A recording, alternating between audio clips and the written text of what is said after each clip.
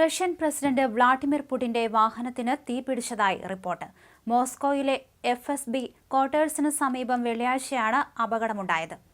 പുടിന്റെ ഔറ senate limousine എന്ന ആഡംബര വാഹനം പൊട്ടിത്തെറിക്കുകയും പിന്നാലെ തീപിടിക്കുകയും ചെയ്തുവെന്നാണ് വാർത്തകൾ.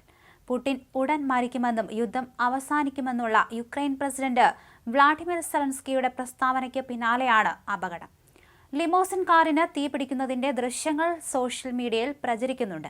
കനത്ത പുക കാറിൽ നിന്ന് ഉയരുന്നതും പ്രദേശത്തുള്ളവർ തീ അണയ്ക്കാൻ ശ്രമിക്കുന്നതും ദൃശ്യങ്ങളിലുണ്ട്. കാറിന്റെ എഞ്ചിനിൽ ആദ്യം തീപിടിക്കുകയും പിന്നാലെ മറുഭാഗത്തേക്ക് തീ പടരുകയും ചെയ്തുവെന്നാണ് റിപ്പോർട്ട്. തീപിടുത്തമുണ്ടായ സമയത്ത് കാറിനകത്ത് ആരെങ്കിലും ഉണ്ടായിരുന്നോ എന്ന് വ്യക്തമല്ല. സംഭവത്തിൽ ആർക്കും പരിക്കേറ്റതായി വിവരമില്ലെന്നാണ് ദ സൺ റിപ്പോർട്ട് ചെയ്യുന്നത്. ശക്തമായ സുരക്ഷാ സംവിധാനങ്ങളുള്ള വാഹനമാണ് ലിമോസിൻ. 2.5 കോടി രൂപയോളമാണ് കാറിന്റെ വില.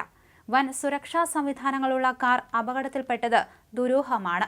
മനുഷ്യനിർമ്മിത അപകടമാണെന്നാണ് അതുകൊണ്ട് തന്നെ ഉയരുന്ന വിലയിരുത്തൽ. ഇത് റഷ്യൻ പ്രസിഡന്റിന് നേരെയുണ്ടായ വധശ്രമമാണോ എന്ന ചർച്ചയും സജീവമാണ്.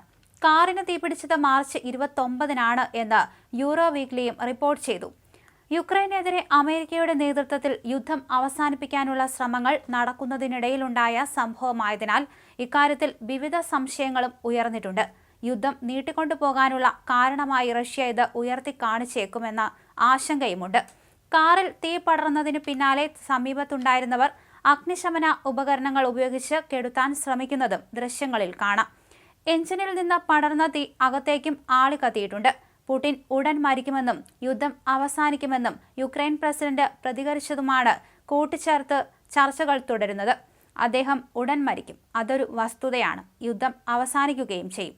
ബുധനാഴ്ച പാരീസിൽ ഫ്രഞ്ച് പ്രസിഡന്റ് ഇമാനുവൽ മാക്രോണുമായുള്ള കൂടിക്കാഴ്ചയ്ക്ക് ശേഷം സെലൻസ്കി മാധ്യമപ്രവർത്തകരോട് പറഞ്ഞത് ഇങ്ങനെയാണ്.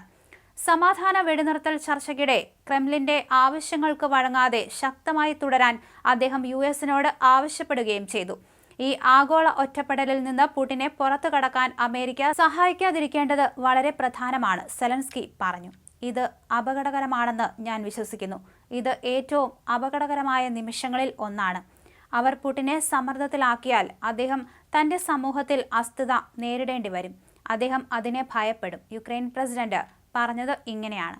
പുടിന്റെ ആരോഗ്യത്തെക്കുറിച്ചുള്ള ഊഹാപോഹങ്ങൾക്കിടെയാണ് സെലൻസ്കിയുടെ പ്രസ്താവനയും. ലിമോസിൻ കാറിന് തീപിടിക്കുന്നതിന്റെ ദൃശ്യങ്ങൾ സോഷ്യൽ മീഡിയയിൽ പ്രചരിക്കുന്നുണ്ട്. കനത്ത പുക കാറിൽ നിന്ന് ഉയരുന്നതും പ്രദേശത്തുള്ളവർ തീ അണയ്ക്കാൻ ശ്രമിക്കുന്നതും ദൃശ്യങ്ങളിലുണ്ട്.